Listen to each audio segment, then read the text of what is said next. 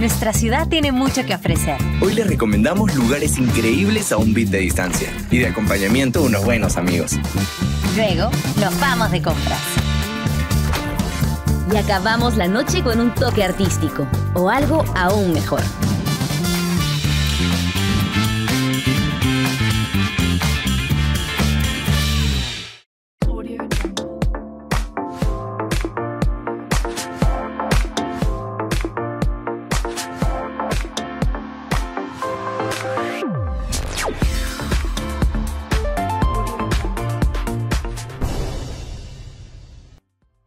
Mucha gente me pregunta, Merlín, ¿cómo puedo hacer para aprender historia? Y ya colgué un video justamente con mis recomendaciones para estudiantes de historia, ya sea de la carrera o gente que se está iniciando en el estudio de la historia a partir de mis experiencias. Para los que no me conocen, yo soy egresado de la carrera de historia por la Universidad Nacional Federico Villarreal. Pero nunca me puse a pensar, pero no he hecho un video acerca de los errores que todos hemos cometido en algún momento, ya sea como aficionados o ya sea como inicios de profesión. Esos errores que cometemos al estudiar historia al inicio, al creer que solamente en ciertas partes o en ciertos libros se puede encontrar historia y en otros no.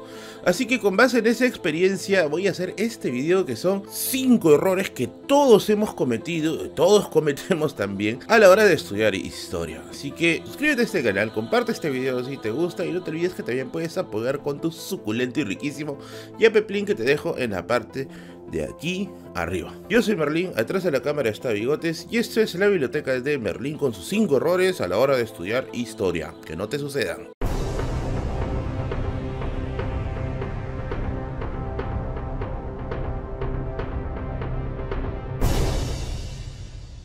Error número 1. Merlín, yo solamente estudio historia a partir de las fuentes primarias, a partir de las crónicas, a partir de los relatos primarios. Esto es un grave error. Y yo sé que esto puede ir incluso hasta contra el sentido común. Pero Merlín, ¿cómo no va a ser una buena idea estudiar historia a partir de quien ha presenciado el momento? Esto es un error porque el hecho de que presencies un momento no significa que tengas conocimiento cabal del fenómeno. Prueba de eso tenemos hoy en día gente que es negacionista de un montón de cosas que son validadas por la ciencia y que viven su momento y que sin embargo no lo entienden o no lo comprenden. Y es que me quedo con una idea que soltó Natalia Sobrevilla, la historiadora Natalia Sobrevilla, en un taller que hizo hace unas semanas, y es que el cronista a la hora de escribir tiene una intención, y esta intención puede ser validar o negar algo que está de acuerdo a su conveniencia. Por lo tanto, el estudio de la historia al inicio con fuentes primarias no es una muy buena idea, ya que corres el riesgo de creerle al 100% a la fuente. De hecho, cuando nosotros llevamos la carrera, tenemos 2 cursos de fuentes históricas en la que se lo dice todo el tiempo: a la fuente no se le cree, a la fuente se le pone en contraste. Y es recién en los libros historiográficos en los que encuentras ya ese contraste a partir de estudios que se han hecho, validando una u otra fuente, poniéndolos en comparación y finalmente encontrando puntos de coincidencia o puntos de diferencia. Así que mi recomendación inicial es que se inicie con historiografía. Y con respecto a historiografía, también ya he recomendado 3 clásicos libros: Nación y Sociedad en la Historia del Perú, del historiador Peter Claret; Historia del Perú Contemporáneo, de Marcos Cueto y Carlos Contreras; y Clase, Estado y Nación, de Julio Kotler, que son al menos los 3 libros de cabecera que llevan todos los estudiantes al inicio de los ciclos. Una vez que ya cojas un poquito más de level, ya ahí sí lánzate con las crónicas, lánzate con las fuentes primarias, porque ya vas a tener una visión un poco más objetiva de la historia. Error número 2, la hiperespecialización al inicio. Y esto también es otro de los errores que muchos cometemos. A veces entramos a la carrera de historia o entramos al estudio de la historia y decimos: quiero saberlo todo, qué sé yo, de la guerra con Chile. Y muchas veces llegas a saberlo todo, quizá, bueno, esto es mentira, nunca llegas a saberlo todo. De hecho, mientras más sabes, más dudas tienes. Pero ya vamos a suponer que sientes que sabes todo de la guerra con Chile, pero no tienes idea de los contextos, no tienes idea de lo que pasó previamente, que es con el auge y caída del civilismo, no tienes idea de lo que es el contexto de las continuas épocas del golpe de estado que se dio después de la independencia, del poder del caudillismo, la situación del indígena. Y esta hiperespecialización te lleva a tener una visión muy cerrada, muy hermética de la historia. Este error yo lo he llegado a ver incluso hasta en estudiantes de ciclos muy avanzados, y es que a veces da la impresión que el conocimiento exagerado de un punto tiene repercusiones hiper magníficas, y esto no es así. De hecho, hay que tener conocimiento también de los contextos. Una vez que ya hayas encontrado el contexto, ahí sí lánzate con tu hiper especialización sobre el tema sin perder de rumbo aquello que lo contrasta, aquello que lo pone en escena. Yo he conocido varios casos de gente que me dice: Merlín, me estoy especializando en la generación del 900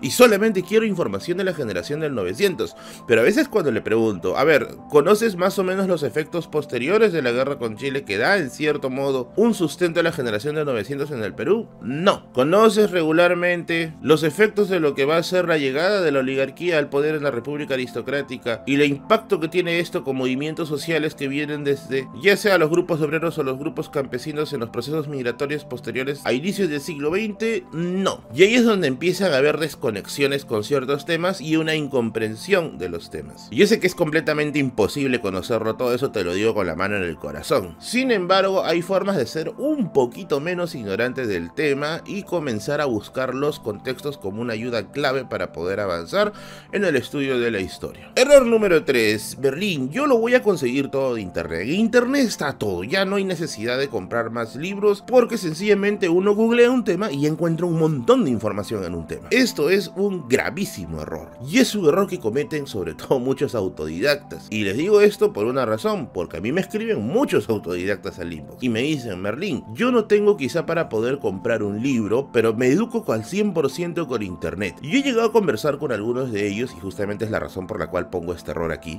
Y cuando les pregunto ¿qué información has revisado? Y cuando me envían los links de la información, o bien provienen de páginas ultra chauvinistas, de páginas con tintes políticos, de páginas negacionistas, o simplemente de algún u otro discurso político del momento que le quiere reescribir la historia a su antojo. Esto es un grave error. Internet es un muy buen aliado, pero también es un enemigo fatal, y de hecho si pongo en una balanza lo bueno y lo malo, en cuestión de inmediatez para llegar a la información, me parece que lo malo pesa mucho más, ya que como te dije, si te educas exclusivamente con internet sin una guía previa, lo más probable es que caigas en este tipo de problemas y asumas la versión de la historia de alguien que está muy interesado en que la aprendas de esa forma para validar su discurso político o para validar sus prejuicios. Por eso es que siempre lo recomendable es que busques bibliografía histórica, y he dado un montón de tips aquí en el canal para tratar de conseguir libros baratos, así que me parece que tampoco es excusa. Por otro lado, también no satanicemos internet al 100%, ¿ya? Hay páginas muy buenas como por ejemplo los repositorios de los artículos que salen en la revista histórica de la Pontificia Universidad Católica del Perú, o también las revistas virtuales que se editan en San Marcos y en otras universidades del Perú. Pero seamos realistas, ¿ya? Cuando a veces uno pone un tema en Google, lo primero que te van a salir son otros enlaces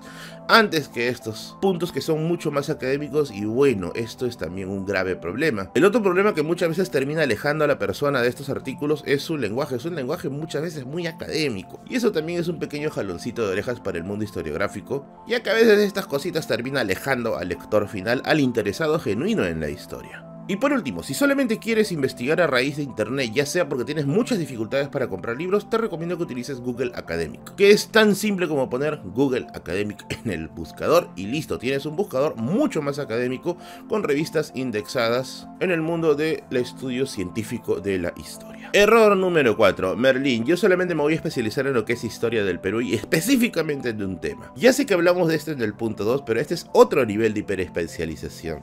Y es el que no contrasta el tiempo que está estudiando, por ejemplo en Perú, con el tiempo de la historia mundial. Y esto lo he visto muchas veces, ocasiones en la cual el sujeto intenta investigar un tema y se desentiende completamente del contexto. Acontecimientos de la historia universal o la historia mundial, como por ejemplo las revoluciones industriales, la revolución francesa, las guerras del siglo XX, tienen su repercusión en América. No es que Perú está aislado completamente de todo esto. Si bien es cierto, su interacción es distinta a diferencia de los países europeos, las influencias aquí también van a llegar y van a generar un eco dentro de lo que va a suceder en este país.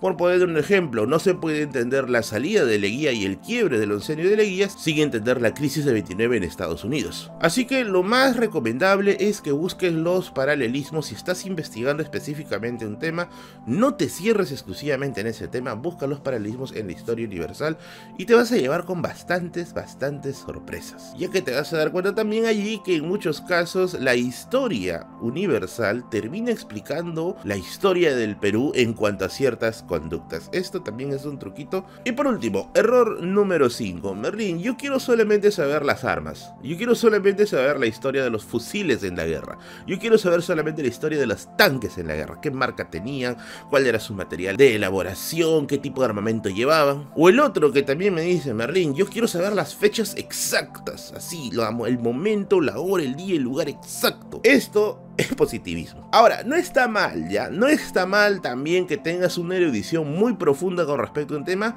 pero créeme que te vas a frustrar. Ya que, volviendo al punto 1, si vas a llevar quizá, por ejemplo, un estudio detallado de las armas, las horas o los días de algún acontecimiento, te vas a dar cuenta que incluso dentro de las fuentes primarias, quizá dentro de las crónicas o las revistas, etc., hay diferencias de tiempo. No todas se ponen de acuerdo, es más, en muchos casos son muy contradictorias entre sí. Por ponerte un caso, por ejemplo, cuando estaba haciendo el video pasado acerca del presidente que votó la banda presidencial por el balcón de Justo Figueroa, una versión es la de Ricardo Palma y otra es la que dicen los historiadores, en las cuales prácticamente difieren casi en todo. Y si vas a hacer quizás una historia muy erudita, muy del dato, esto va a ser un grave problema para ti, porque créeme que te vas a frustrar. Y si te digo que me creas, es en serio, porque yo también lo he intentado. Cuando yo empecé la carrera, yo decía, yo quiero hacer una historia así, al detalle, minuciosa, sin errores, y no se puede.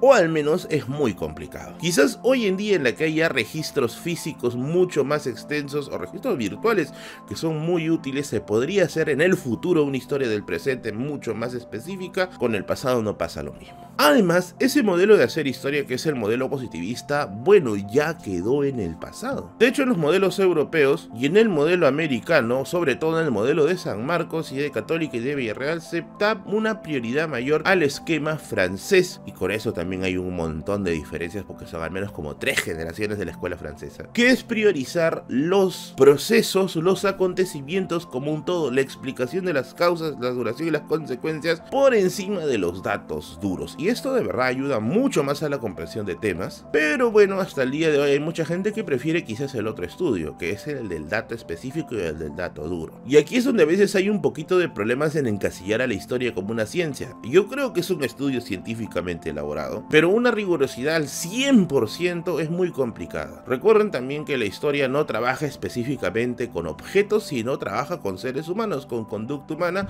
que es muy, pero muy impredecible. Y al ser impredecible y al ser nosotros seres muy complejos, también es muy difícil que no caigamos en errores, ya que aún con estos 5 errores es muy probable que también por ahí se me escapen varios y que se te escapen también varios a ti, pero estamos en ese proceso de perfección, o al menos de intentar acercarnos a una objetividad mucho más sólida.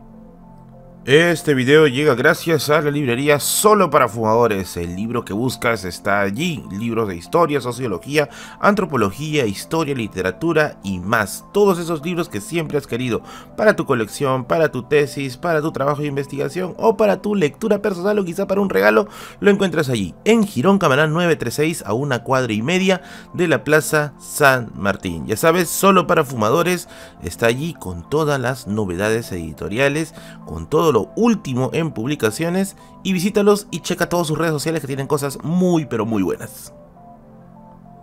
Muy bien amigos, hasta aquí nada más el video de hoy, espero que les haya gustado mucho. Ya saben, pásense por el canal de Carlo Levin, que te dejo aquí en la descripción, que es el que ambienta musicalmente el canal. Pásense también por el Instagram de Aaron el Usuario, que te dejo aquí su Instagram. No te olvides que todos los jueves y domingos tenemos stream ahí para ustedes los jueves, que es de entrada general, en la que comentamos un montón de cosas de la semana, y los domingos, que es Radio Misterio, en la cual comentamos sus casos misteriosos.